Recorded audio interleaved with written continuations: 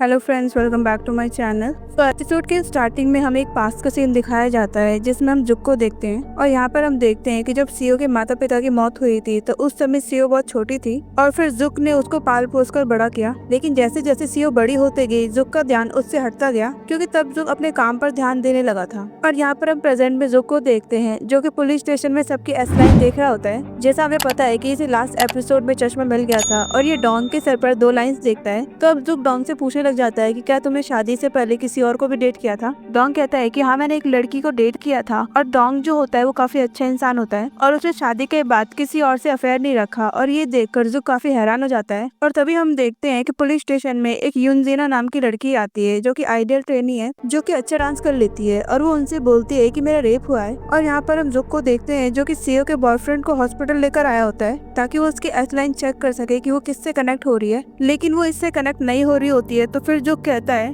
कि अच्छा, मुझे तुम ये बताओ कि क्या सीओ का कोई और बॉयफ्रेंड है। वो लड़का बोलता है कि मुझे नहीं पता, ये लड़की पागल है, ये पूरे दिन किम को मारने की बातें किया करती थी क्योंकि वो इसको दिन भर बुली किया करती थी और इससे ज्यादा मैं इसके बारे में कुछ नहीं जानता। यहाँ पर हम शिम को देखते हैं जो कि अपने फ्रेंड से बात कर रही होती है क्योंकि इसका बर्थडे आने वाला होता है, तो उसी के लिए सब लोग बात कर रहे होते हैं। तभी इसको एक मैसेज आता है कि मुझे स्कूल में आकर मिलना। मुझे भी वो एस लाइन दिखाई देती है और हाँ, हैप्पी बर्थडे। और ये देखकर शिम थोड़ा घबरा जाती है कि ये कौन है जिसे उसका बर्थडे पता है, क्योंकि इसकी मॉम के अलावा इसका बर्थडे कोई नहीं जानता। अगले दिन शिम स्कूल में आके सोच रही होती है कि आखिर किसने उसे ये मैसेज किया होगा। हाँ, ये वही लड़की होती है जो अभी पुलिस स्टेशन में दिखाई गई थी। और अब शिम देखती है कि इसके सर पर 4 एस लाइन होती है और ये देखकर वो बहुत शॉक्ड हो जाती है। और अब स्कूल के बाद जीना पुलिस स्टेशन आती है अपना स्टेटमेंट देने। और इसका मेल बेस्ट फ्रेंड है जो इसको अपने सिस्टर की तरह मानता है, उसका नाम जून होता है और उसने इसे अपने अपार्टमेंट में मिलने के लिए बुलाया था। लेकिन उसने जीना को बहुत ड्रिंक करवा दिया था और जीना बेहोश हो गई थी। लेकिन जब वो उठती है तो उसे ऐसा लगता है कि उसके साथ कुछ गलत हुआ है। पुलिस वाले बोलते हैं कि तुम्हें पक्का यकीन है कि तुम्हारे साथ कोई गलत काम किया गया है। जीना कहती है कि हाँ, मुझे पूरा यकीन है क्योंकि मेरे कपड़े सही नहीं थे। मुझे ऐसा लगा कि मेरे कपड़ों को उतारकर मुझे दोबारा पहनाया गया ताकि मुझे कुछ समझ ना आए, लेकिन मैं समझ गई थी। और अब ये सब सुनने के बाद जुक और डॉन स्कूल आते हैं जून से मिलने के लिए। और तभी यहाँ पर इन्हें टीचर सीजन मिल जाती है जो कि कहती है कि तुम चश्मे में काफी अच्छे लग रहे हो। जुक खुद से बोलता है कि तुम्हारा एक स्टूडेंट है जून, मुझे वो कहाँ पर मिलेगा। इसके बाद जुक जून से मिलता है तो वो लड़का साफ मना करता है कि मैंने जीना के साथ कुछ गलत नहीं किया है। जुक बोलता है कि फिर तुमने उसे ड्रिंक क्यों पिलाया। ये लड़का उससे बोलता है कि हमने उस दिन ड्रिंक इसलिए किया क्योंकि हमें स्टडी का काफी स्ट्रेस रहता है। और अगर हम यहाँ पर जून के प्रोफाइल को जाने तो एक बैक स्टेज सिंगर का काम करता है। और अब यहाँ पर स्कूल में जुक को शिम देख लेती है और वो उसका चश्मा छीनने लग जाती है। वो कहती है कि ये खतरनाक है, डेंजरस है, तुम इसे मत पहनो, मुझे दे दो। जुक कहता है कि रुको, मैं एक केस पर काम कर रहा हूँ और ये चश्मा मेरी हेल्प कर रहा है उसको सॉल्व करने के लिए। अब दोनों यहाँ पर बहस करने लग जाते हैं। तभी यहाँ पर टीचर ग्रिजेन आती है, यहाँ से गुस्से में चली जाती है। जुक उससे बोलता है कि डेट पर चलोगी मेरे साथ। टीचर कहती है कि क्या तुमने कुछ कहा, तो जुक कहता है कि कुछ नहीं और वो यहाँ से चला जाता है। और गाइज, यहाँ पर हमें एक बात पता चलती है कि टीचर ग्रिजेन को भी एस लाइन दिखते हैं, वो भी बिना चश्मे के। और अब जुक स्कूल से डायरेक्ट उस लड़के की कंपनी में आ जाता है उसके बारे में चेक करने के लिए कि वो किस टाइप का इंसान है। लेकिन यहाँ पर जुक को उस लड़के के बारे में ज्यादा कुछ पता नहीं चलता है, तो वो उस लड़के को पुलिस स्टेशन बुला लेता है। जून जुक को अपनी और जीना की चैट्स दिखाता है जहाँ पर नॉर्मली बात की गई होती है दोस्त की तरह। इसके बाद जून यहाँ से चला जाता है। तो अब जीना और उसकी मदर को बुलाया जाता है पुलिस स्टेशन। जुक जीना से पूछता है कि क्या तुम कभी किसी के साथ फिजिकल हुई हो, तो वो अपनी मॉम को देखती है और साफ मना कर देती है और वो कहती है कि नहीं, मैंने आज तक ऐसा किसी के साथ कुछ नहीं किया। लेकिन हैरानी की बात तो ये है कि जीना के सर पर 4 लाइंस होती हैं। तो जुक सोचता है कि आखिर ये मुझसे झूठ क्यों बोल रही है।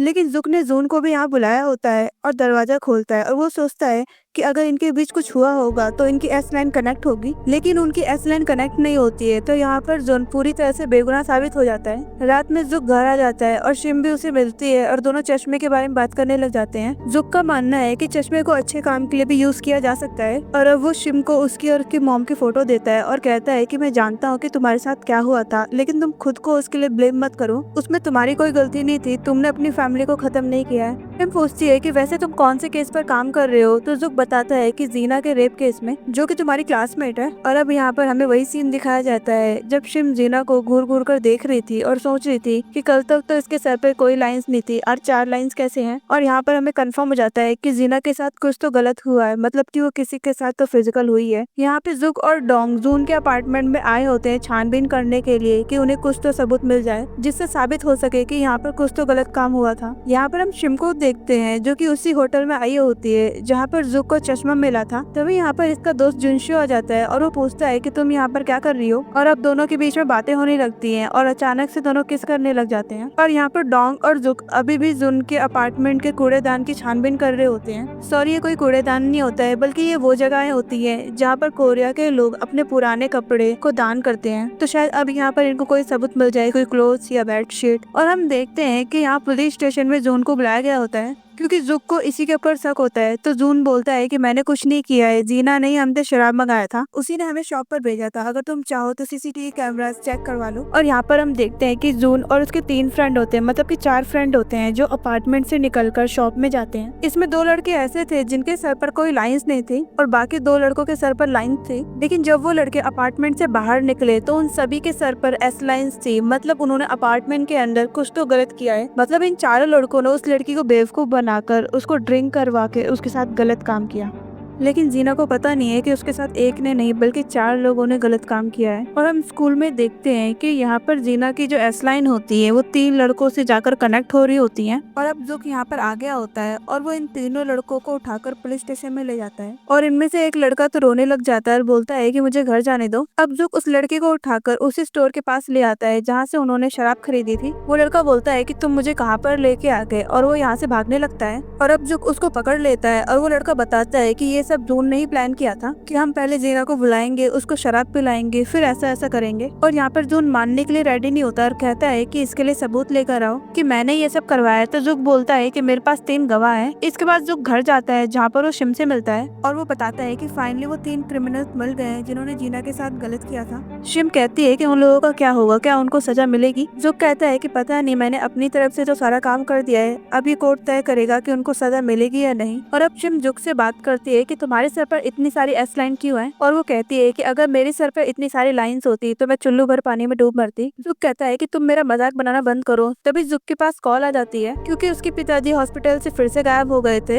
इसलिए वो भाग के जाता है। और अब यहाँ पर सीसीटीवी कैमरा चेक करने में पता चलता है कि कोई लड़की उनको यहाँ से ले गई थी। और जब जुक ध्यान से देखता है तो उसे पता चलता है कि वो लड़की टीचर ग्यूजिन थी। तभी इसे एक मैसेज आता है जिसमें किसी ने सीओ की वीडियो बनाकर भेजी होती है। और अब जुक हॉस्पिटल भागता है सीओ को बचाने के लिए, लेकिन जब वो यहाँ पर पहुँचता है तो देखता है कि वो बिल्कुल ठीक है, लेकिन इसकी एस लाइन किसी से जाकर कनेक्ट हो रही होती है। और अब ये चुपके से देखता है कि उसकी एस लाइन किससे जाके कनेक्ट हो रही है, तो वो देखता है कि उसके डैड होते हैं। मतलब जुक के डैड ने सीओ के साथ कुछ गलत किया है, मतलब बचपन से उसको असॉल्ट करते आए हैं। और ये देखकर जुक को बहुत ज्यादा गुस्सा आता है और वो अपने पिता को मारने लगता है। वो कहता है कि तुमने ऐसा क्यों किया, और ये यहाँ पर उसको बहुत मारता है क्योंकि वो जानता है कि जो उसका पिता है वो दिमागी तौर पर बीमार है। सो गाइस, ये एपिसोड यहीं पर खत्म मिलता है। हम मिलते हैं एस लाइन के आखिरी एपिसोड में जहाँ पर ये सभी राज खुलने वाले हैं।